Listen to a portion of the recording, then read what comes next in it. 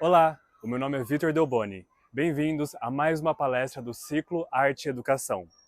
Você sabe a diferença de patrimônio material e patrimônio imaterial? A Valéria Alencar vai contar um pouquinho pra gente. Olá, tudo bem com vocês? Eu sou a Valéria Peixoto de Alencar, eu sou professora, sou historiadora, sou pesquisadora de arte e educação e museus, né? Eu fiz o mestrado e doutorado em artes com esse direcionamento em educação em museus e patrimônio. Por isso que eu tô aqui hoje para a gente conversar sobre patrimônio tombado.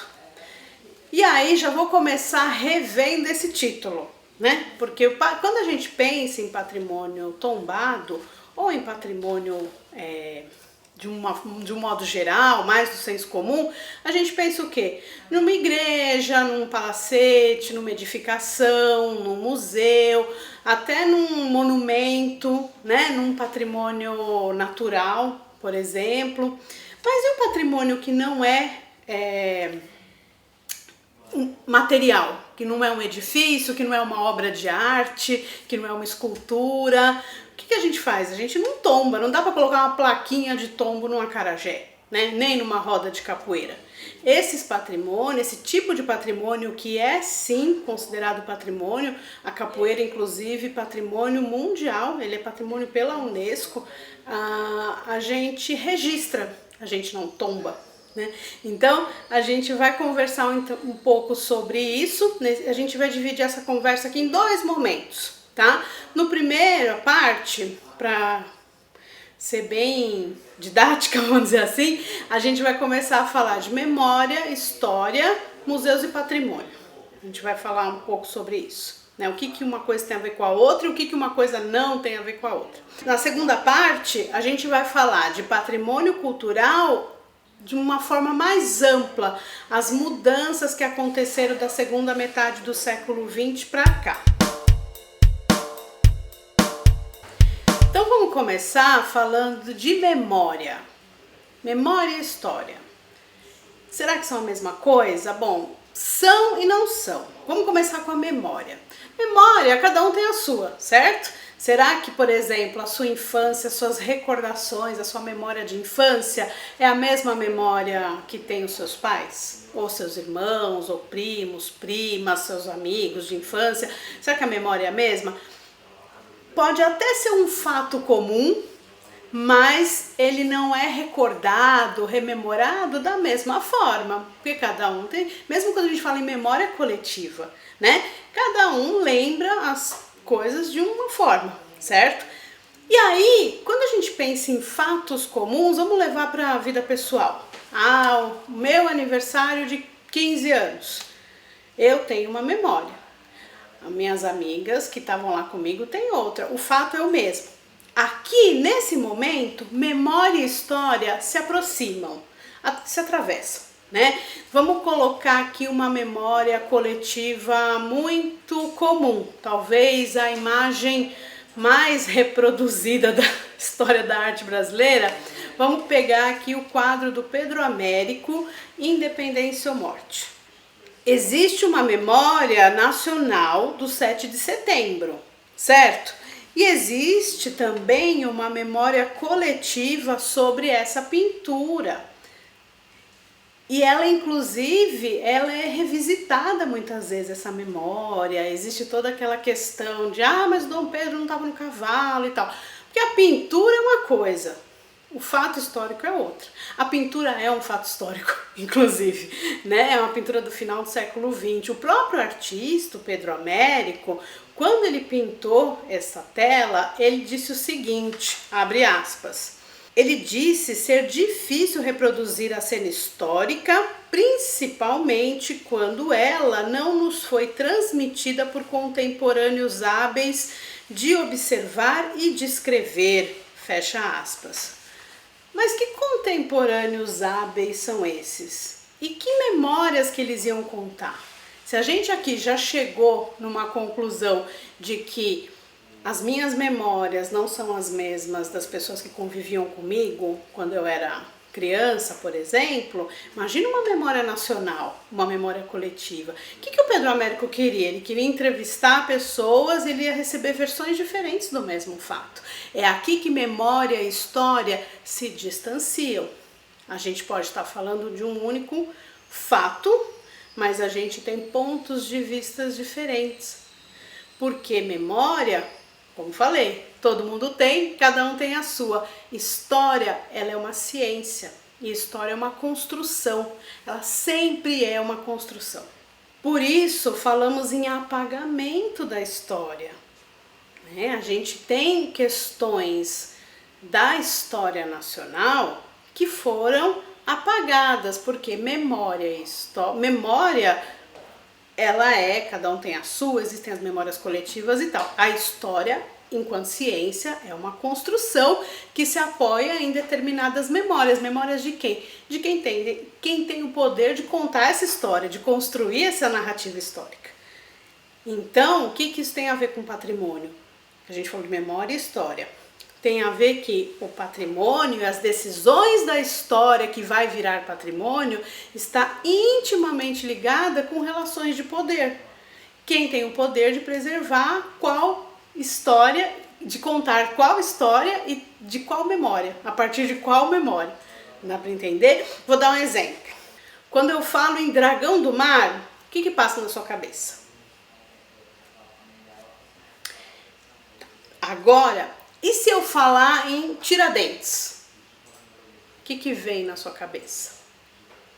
Bom, sobre o Tiradentes, eu aposto que veio para a maioria, não vou dizer para todo mundo que está vendo isso aqui não, mas para a maioria veio aquela imagem clássica do Tiradentes barbudo, até com a corda no pescoço. Agora, Dragão do Mar, eu fico imaginando uns monstros marinhos aí aparecendo na cabeça de vocês, né? Porque quem conhece essa história? Então vamos lá, só a título de informação. Dragão do Mar, ou Francisco José do Nascimento, ele foi um jangadeiro negro, cearense, abolicionista. O Ceará, aliás, que aboliu a escravidão em 1884, né? Foi a primeira província brasileira a acabar com a escravidão. Em 1881, o Dragão do Mar e os seus colegas protagonizaram a chamada Greve dos Jangadeiros. O que era isso? Eles se recusavam a transportar para navios negreiros os escravizados que saíam ali daquela região, né, do Maranhão, do Ceará, para Rio de Janeiro e São Paulo. E aí, você estudou sobre o Dragão do Mar na escola? Comenta aqui me conta nos comentários se você estudou sobre isso, né? Isso é uma história apagada que vem sendo resgatada. Várias histórias apagadas vêm sendo resgatadas. O Dragão do Mar, se não me engano, ele entrou no livro dos heróis nacionais, porque existe esse livro lá em Brasília, que inclusive eu vi esse livro, dos heróis brasileiros. Ele entrou nesse livro em 2017 só. Então, para você perceber, entendendo melhor isso, a gente consegue um pouco agora aprofundar na questão do patrimônio. Porque a ideia de patrimônio, ela é uma preservação de uma memória que é coletiva. Entendendo isso, a gente pode entender melhor a própria ideia de patrimônio, que é essa preservação de uma memória coletiva, tá certo? Então, vamos entender aqui no Brasil como surgiu o IPHAN, que antes se chamava SFAM, né, que era a Secretaria do Patrimônio Histórico e Artístico Nacional, que foi uma empreitada inclusive do Mário de Andrade, né, hoje em dia é o IPHAN. Mas aí, lá em 1937, o que o SFAM falava sobre patrimônio? Primeira legislação patrimonial do Brasil, né, o Decreto-Lei número 25, lá de 1937, o que é o patrimônio histórico e artístico? O artigo 1º falava o seguinte: constitui o patrimônio histórico e artístico nacional, conjunto de bens móveis e imóveis existente no país e cuja conservação seja de interesse público, quer por sua vinculação a fatos memoráveis da história do Brasil, quer por seu excepcional valor arqueológico ou etnográfico, bibliográfico ou artístico. Por esse artigo a gente já vê que a gente só está falando de patrimônio material, né? Quando a gente fala de bem móveis e imóveis, a gente está falando do patrimônio em sua materialidade. E o valor excepcional. Quem é que dita, quem é que julga o que é algo com valor excepcional? Lembra que eu falei que tem a ver com as relações de poder? Vou citar aqui o professor Emmanuel Aguirre falando uma coisa bem interessante. Vamos lá? O professor Emmanuel Aguirre diz, abre aspas, as noções de beleza e qualidade ou de rigor histórico têm sido e são mecanismos muito eficientes para a segregação cultural, para a manutenção da hegemonia de uns modos de cultura sobre outros, para o controle ideológico e inclusive para encobrir ações políticas ou econômicas de longo alcance. Fecha aspas. Então, essas noções de valor estético, valor excepcional, aquilo que que eles julgavam ser importante para a memória coletiva, é um julgamento de valor a partir de quem detém o poder, né? A gente tem, por exemplo, o Bourdieu, Pierre Bourdieu, ele fala sobre o arbitrário cultural, né? Que é aquilo que a gente desde pequeno aprende como o que é belo, o que é culto, o que é arte, o que não é, o que é patrimônio, o que não é. Então o Emmanuel Aguirre, quando ele fala isso, ele fala existe sempre um poder envolvido aí. E essa ideia, essa noção de valor, né, esse julgamento de valor sobre o que é histórico, o que é estético, vai dar origem aos museus do século XVIII e XIX, que a gente aqui no Brasil herdou como uma instituição de preservação da memória e do patrimônio. Né? E a gente herdou esse patrimônio que alguém julgou que deveria ser rememorado. Vou contar um caso para vocês. Tava eu fazendo minha pesquisa ali no Museu do Ipiranga, quando eu fiz doutorado, eu fiz minha pesquisa de campo no Museu do Ipiranga e acompanhando uma escola que eu voltei para essa escola depois da visita, eles fizeram a visita, e quando deu uns 15 dias da visita no museu, eu fui lá conversar com esses alunos e eu propus uma experiência ali, uma ação que eles foram construir uma narrativa visual da história do Brasil com imagens, assim como eles viram no museu. Então eu peguei imagens de obras que tinham no museu, imagens de obras da mesma época do museu, peguei também outras imagens mais contemporâneas, partida de futebol, roda de capoeira, desfile de escola de samba, enfim, eles tinham que contar a história do Brasil, né, com essas imagens. E aí vários alunos usaram a capoeira para contar a história. E na hora que a gente foi conversar, como eles tinham ido na visita no Museu do Ipiranga, eu perguntei para as crianças, né, ali, 7ª, 8ª série, assim, eu perguntei se eles tinham visto capoeira no museu. E aí um deles deu uma resposta que é isso. Um deles virou, eu nunca vou esquecer, gente, vou ver 90 anos, eu não vou esquecer. Esse menino virou e falou assim, não, a gente não viu capoeira porque lá no museu estava o Dom Pedro. É isso, isso são as relações de poder. Mesmo hoje em dia a capoeira sendo um patrimônio tombado, ela não está naquele espaço porque ela não foi pensada para estar naquele espaço, ou melhor, aquele espaço não foi pensado para abrigar essa manifestação da cultura e do patrimônio, tá? Por que isso? Porque ele é um espaço, e essa exposição especialmente, né, que a gente visitou, que é a exposição do chamado Eixo do Toné, né, que conta a história do Brasil a partir do ponto de vista paulista, ela é uma exposição do início do século XX. Então, alguma coisa mudou aí.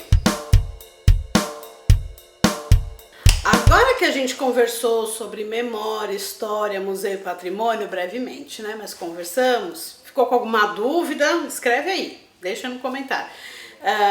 A gente vai olhar para as mudanças da contemporaneidade, né? O que mudou na noção de patrimônio da segunda metade do século XX para cá? Especialmente décadas de 60 e 70, né? Vamos pensar que naquele momento, o que acontecia? A gente tinha os movimentos de contracultura. Aqui no Brasil, por exemplo, a gente teve o tropicalismo, a gente estava nas Américas, né, na América Latina especialmente, muita instabilidade política, vários governos ditatoriais estavam acontecendo aqui no continente, né? Então tudo isso começou a reverberar no que afinal é o considerado patrimônio nacional. Né? A memória dos excluídos começou a ser levantada, por exemplo, se a gente pegar, eu falei dos movimentos de contracultura dos anos 60, a gente tem nos Estados Unidos a luta pelos direitos civis da população afro-americana, né? Os negros, enfim, e aí isso reverbera no resto do continente americano. Né, isso vai reverberar aqui no Brasil. A gente tem também todo, né, como citei, o tropicalismo, os artistas do pós-guerra e os artistas aí, especialmente da década de 1960, 70, eles também têm um papel no repensar as questões dos museus, por exemplo. Como que você vai colocar no museu uma performance? Né? O que é a obra de arte de uma performance? Vamos pensar na Marina Abramovic, por exemplo. O que é a obra? A obra é a performance, como você musealiza isso, como você patrimonializa certas manifestações da cultura. E aí começa a questão do que é cultura. A gente vai, de novo, focar aqui no Brasil e vamos para a década de 80, pós-regime ditatorial militar, cívico-militar, e a gente vai falar da Constituição de 1988, porque ela fala sobre isso. E ela é uma Constituição, uma das constituições do mundo que tem um caráter mais democrático, né? Com mais abertura. É bem interessante saber um pouquinho mais sobre ela, e ela fala sobre cultura e ela fala sobre patrimônio, né? A Constituição Cidadã. Vamos ver o que diz. Na Constituição Federal de 1988, o artigo 216 da seção 2 da Cultura vai dizer o seguinte: constituem patrimônio cultural brasileiro os bens de natureza material e imaterial, tomados individualmente ou em conjunto, portadores de referência à identidade, à ação, à memória dos diferentes grupos formadores da sociedade brasileira, nos quais se incluem 1. As formas de expressão, 2. Os modos de criar, fazer e viver, 3. As criações científicas, artísticas e tecnológicas. 4. As obras, objetos, documentos, edificações e demais espaços destinados às manifestações artístico-culturais. E 5. Os conjuntos urbanos e sítios de valor histórico, paisagístico, artístico, arqueológico, paleontológico, ecológico e científico. Daí a gente tem já uma modificação daquele decreto de 1937. A gente não está falando aqui, pela Constituição Federal, só de bens móveis e imóveis. A gente está falando também do patrimônio que é imaterial. E agora o IPHAN vai ter um entendimento sobre isso. Vamos ver? A denominação patrimônio histórico e artístico é substituída por patrimônio cultural. O conceito é assim ampliado de maneira a incluir as contribuições dos diferentes grupos formadores da sociedade brasileira. Essa mudança incorpora o conceito de referência cultural e significa uma ampliação importante dos bens passíveis de reconhecimento. Assim, agora, a gente entendendo que cultura é toda a produção humana, que não se restringe a uma edificação, ou a um quadro, ou uma caneta, ou um documento. Qualquer produção humana é entendida como uma produção cultural. A gente vai ter o quê? A chance, essa ideia que está na Constituição, ela abre essa margem que a gente vai registrar o patrimônio daqueles sujeitos historicamente excluídos da narrativa da história, que muitas vezes não deixaram nada escrito, ou a sua produção foi destruída, ou quando a gente fala até dos povos originários, por exemplo, muito do que foi produzido foi levado para museus fora do Brasil, né, como o exótico, enfim. Então a gente tem uma abertura para trazer várias produções da cultura que não necessariamente são produções materiais. E aí você engloba esses outros sujeitos que estavam fora da proposta do poder de contar sua própria história, sua narrativa. Por exemplo, os saberes e práticas associados aos modos de fazer bonecas carajá, patrimônio imaterial inscrito pelo IFAM em 2012. É uma referência cultural significativa para o povo carajá e representam muitas vezes a única ou a mais importante fonte de renda das famílias. Atualmente, a confecção dessas figuras de cerâmica é uma atividade exclusiva das mulheres e envolve técnicas e modos de fazer considerados tradicionais e transmitidos de geração em geração. Isso é patrimônio. A bonequinha ali de cerâmica em si, ela enquanto objeto, ela pode ser entendida como patrimônio? Sim, ela pode estar no museu, mas não é a bonequinha em si, mas é o modo de fazer. O modo de fazer essa boneca. Ela foi transmitido de geração em geração, não está num livro, né? São as mulheres mais velhas que vão passando esse ensinamento para as meninas e isso vai de muito tempo. Então é esse saber que é o patrimônio imaterial.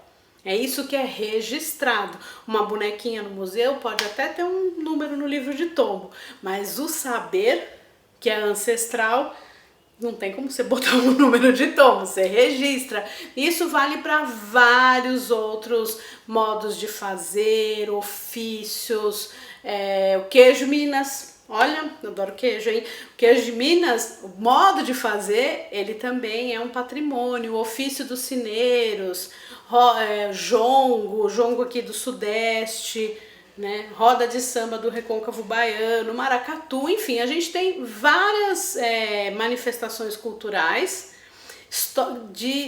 produzidas por sujeitos historicamente excluídos da narrativa da história e do patrimônio, que agora podem ter essa memória registrada como patrimônio. No website do IFAM, a gente tem acesso ao livro de registros, bem como ao livro de tombo. Aí a gente consegue ver bens materiais e imateriais registrados e tombados pelo Instituto de Patrimônio Histórico e Artístico Nacional. Continua tendo esse nome, embora a gente trate agora como patrimônio cultural, tá? E é importante também lembrar que o IFAM é o órgão de preservação do patrimônio a nível federal. A gente tem os órgãos de preservação de patrimônio na esfera municipal e estadual. Aqui em São Paulo a gente tem o CONDENFAT no estado e o CONPRESP no município de São Paulo. E aí, na sua região, qual que é o órgão de preservação do patrimônio? É importante conhecer, porque não sei se vocês sabem, qualquer pessoa física ou jurídica pode pedir um tombamento ou um registro, né? Aí tem que entrar em contato com esses lugares e ver como que isso funciona, né? Quais são as regras. Por exemplo, muitas vezes aqui em São Paulo eu conheço alguns lugares que o imóvel foi tombado pelo patrimônio do município, do estado, na área externa. Internamente não. Internamente as pessoas podem derrubar uma parede, pintar de qualquer cor, tal, mas fora não. Então depende, né? Tudo sempre você tem que ir lá buscar aí o órgão de preservação da sua região e descobrir como é que isso funciona. Bom, dito tudo isso, vou terminando aqui e vou fazer uma proposta para você. E se você fosse construir uma exposição do seu patrimônio, das suas memórias? Vamos pegar o patrimônio de uma forma mais global, né? Aquele patrimônio que é material e imaterial. O que estaria na sua exposição? O que te formou enquanto ser humano? Enquanto cidadão? Quem apareceria nessa sua exposição? Quem você gostaria que não aparecesse? Que você punha de lado, né? Tem memória que a gente não quer mostrar. Então, o que você mostraria e o que você não mostraria, né? E entender como que isso te forma como ser humano. Isso para você pensar sobre você. Agora pensa isso num contexto nacional. Quando a gente fala em patrimônio nacional, será que a gente consegue abranger todo mundo? Ou qual seria uma forma de eu conseguir abranger todo mundo? Me parece que a gente está nesse caminho. Não sei o que você acha. É isso, pessoal. Então, muito obrigada. Espero que vocês tenham gostado. Comentem, compartilhem aí com quem você acha que é importante para saber. Ainda que foi uma conversa rapidinha, né? Mas acho que já deu pra gente tirar algumas dúvidas, jogar outras aí para você pensar. É isso. Beijo. E aí, curtiu? Se você quiser, deixa o seu comentário ou a sua dúvida aqui que a gente te responde. Obrigado e até a próxima. Um projeto realizado pela Polo Cultural Educação e Arte, produção Instituto Artium de Cultura, apoio Alelo.